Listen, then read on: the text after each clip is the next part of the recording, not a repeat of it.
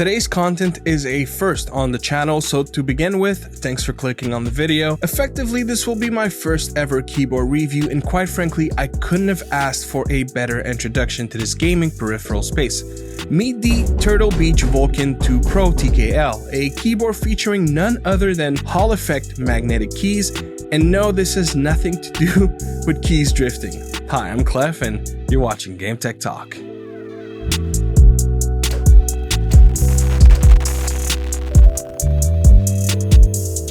This product was sent for free in exchange of a fair review. All opinions are my own, and they get to see the video at the same time as everybody else. Some of you may be familiar with keyboard that adorned the same product line name, the Vulcan, and that is because back in 2019, Rocat was effectively bought by Turtle Beach. And if you don't know, Turtle Beach also recently bought PDP, the company that more recently gave the Victrix to the world. Anywho, back to today's reviewed fella.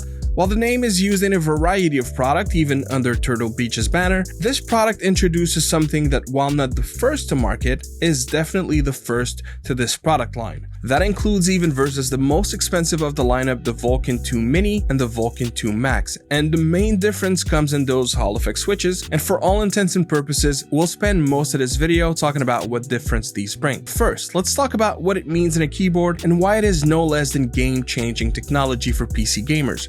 Hall effect is, to keep it simple, a magnet used to get a precise reading. Imagine having a sensor and a magnet. As the magnet gets closer to the sensor, so does the reading. This technology can capture variables as small as a few micrometers. So why is that awesome to have on a keyboard? Well, it allows for many things based off of what you'd want to do, and we'll cover those in a minute. Past that, the keyboard being TKL does offer an FN key to double down on certain shortcuts, which are clearly identified on the respective caps, which those are low profile open design style. So while on the subject, the official specs do not list these caps as being double shot, meaning that they will fade over time. The keycaps are compatible with third-party solutions, so there's always that for the future, but if you're trying to keep it vanilla, I would suggest getting translucent protective stickers. In fact, I have a sheet ordered to install when I get them. There are, at least as of the making this review, no clicky or tactile alternatives. So linear is very much like cherry reds, if familiar. In a nutshell, they aren't clicky and have quite a smooth travel distance and oftentimes less resistance. The full actuation is sometimes noisy, sometimes not, and those are some of the things that can be modded, and definitely the Vulcan II TKL Pro would be a great candidate for that. As for extras, you also have a volume wheel that can also click for mute, unmute operations. The keyboard is wired with one USB-C to the back left, and you can prop up the back leg for two different heights, which makes a total of 3 if laid flat. And then of course, as is very usual with gaming keyboards, you have very pretty, beautiful array of RGBs, which are lit from the top side of the translucent switches themselves. Right before we get into RGB, because it really stands out, Turtle Beach does list in their FAQ that replacement switches might be provided in some case, but as far as I know, the switches found in the Vulcan II TKL Pro do not seem to be easily replaceable, or at least actively so. So they also void the warranty if the keyboard is opened, and last, they recommend against using a third-party solution. I strongly believe in right to repair, but from a technological point, I do understand that the data being captured from these types of switches is different than the more conventional approach. When talking about RGB, while not mandatory, it definitely is greater using the software. You do have a few presets using keyboard shortcuts, but when using their app they call Swarm 2, the customization is about as granular as it gets. Honestly, I don't think it's worth spending 5 minutes going over. That is why I'll speed through the options, but just know that you can edit key by key, and when I say edit, I mean you can adjust the color, the brightness, the behavior, and again, that is key by key. You can make each of your keys have a different Xcode, so in terms of flexibility, this is amongst the absolute best you've ever seen, or based on individual experience, it'll only be better. The other thing is the body is silver, and as we know it, silver does a bang up job at absorbing the light that it is surrounded with. So we have two things going here. First is the LEDs are not encased, being casted through small holes that usually gives them that harsh look. Second of all, the LEDs are being enclosed inside of a small, slightly frosted piece of translucent plastic. This means that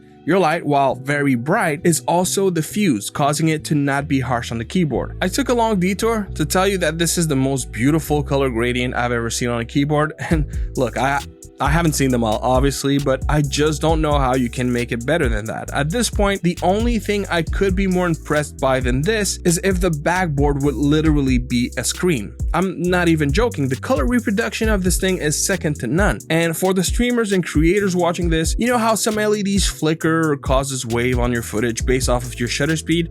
Look at that. This is no cheap LEDs. Let's talk actuation point. When pushing down on a key, there is also a certain threshold where that key will send its value to the device. That's called the actuation point. For example, if you were on your phone watching this video and you scroll down to the subscribe and thumbs up button, the moment your finger touches the screen and you subscribe, that's an actuation point. Same goes when you hit the thumbs up. Do consider actuating with gametechtalk for more reviews like this one, and to hit the bell to not miss any. So finally, what does having Hall effect switches is even good for? Well, as you may know or may not know, Hall effect sensors are extremely precise, and that allows for you to be able to do two very specific things. The first is to adjust your actuation point. So in a nutshell, the software allows you to set either the global setting, which means the entire keyboard, or again, each key's individual one by one to any actuation point from 0.1 millimeter all the way up to 4 millimeters. You're playing competitive and you want your keys to be as fast as possible. Well, you can go 0.1 millimeter, but believe me, that is just bunkers, but it's not broken. Take this electronic can duster. Is it enough to actuate your keys? No, but if I just gently brush my fingers on the keys, it is. So take it from me, typing at 0.1 millimeter, no can do. As far as I'm concerned, even gaming, but you could put your WASD at 0.1 millimeter while keeping everything at say 1.6 millimeter. That would be a lot more feasible. If you know you have a tendency of accidentally launching your grenades, change that G to a 2.5 millimeter actuation. This way you'll know it'll always be intentional. I hope I'm illustrating just how granular this can get.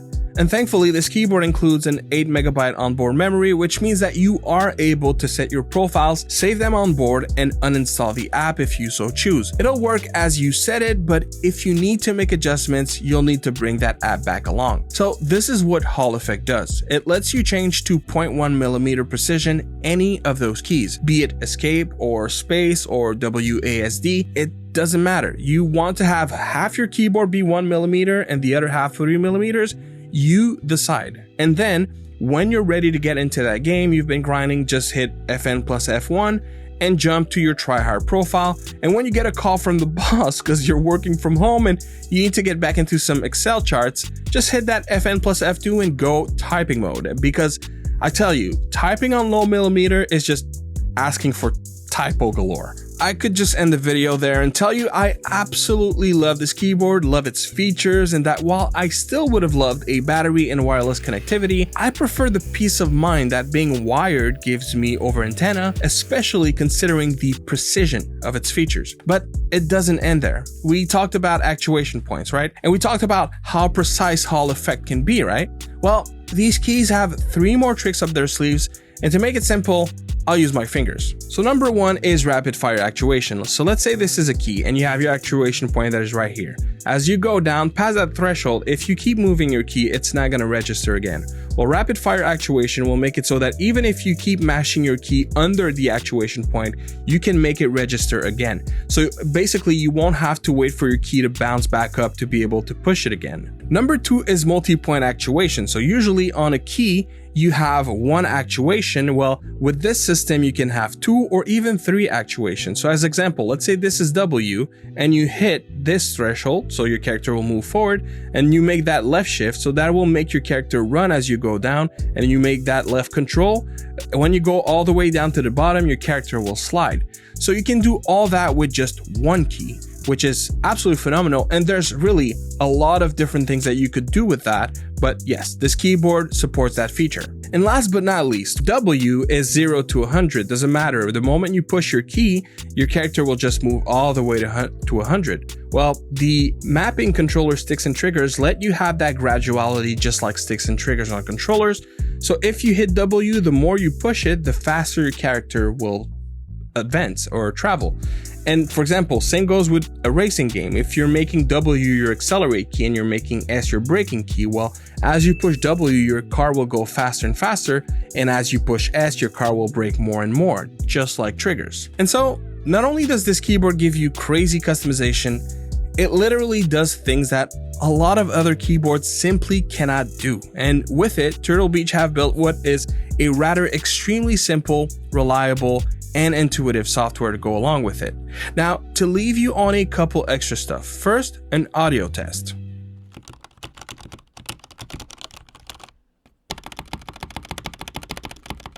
Also, here's another, but with dampening rings, which, because you can set the global actuation, these are so perfect for this.